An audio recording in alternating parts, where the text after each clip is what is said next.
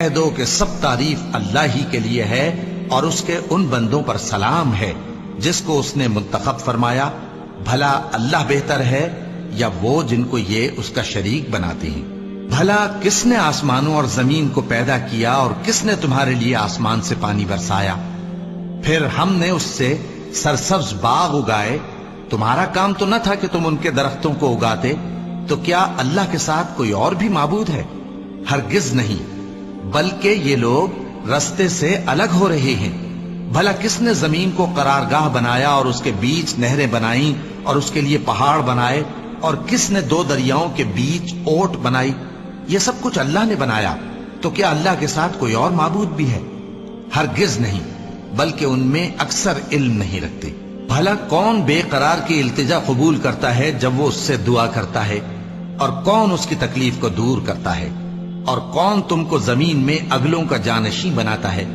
یہ سب کچھ اللہ کرتا ہے. تو کیا اللہ کے ساتھ کوئی اور معبود بھی ہے؟ ہرگز نہیں، مگر تم بہت کم غور کرتے ہو. بھلا کون تم کو جنگل اور دریا کے اندھیروں میں رستہ بتاتا، اور کون ہواؤں کو اپنی رحمت کے آگے خوشخبری بنا کر بھیجتا ہے؟ یہ سب کچھ اللہ کرتا ہے. تو کیا اللہ کے ساتھ کوئی اور معبود بھی ہے؟ ہرگز نہیں.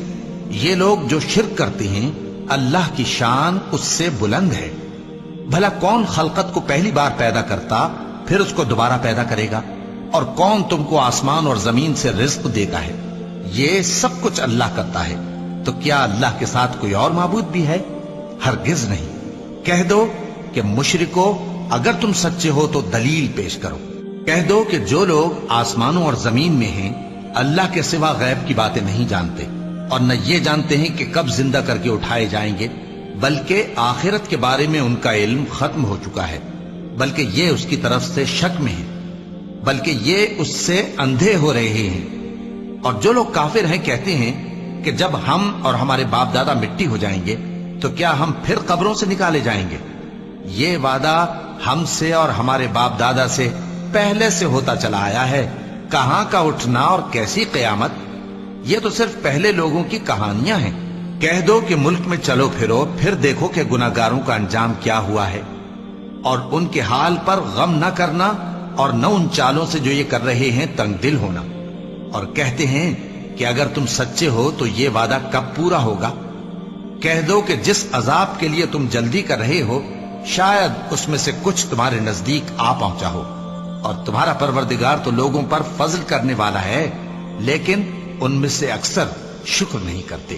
اور جو باتیں ان کے سینوں میں پوشیدہ ہوتی ہیں اور جو کام وہ ظاہر کرتے ہیں تمہارا پروردگار ان سب کو جانتا ہے. اور آسمانوں اور زمین میں کوئی پوشیدہ چیز نہیں ہے مگر یہ کہ وہ ایک کتاب روشن میں لکھی ہوئی ہے.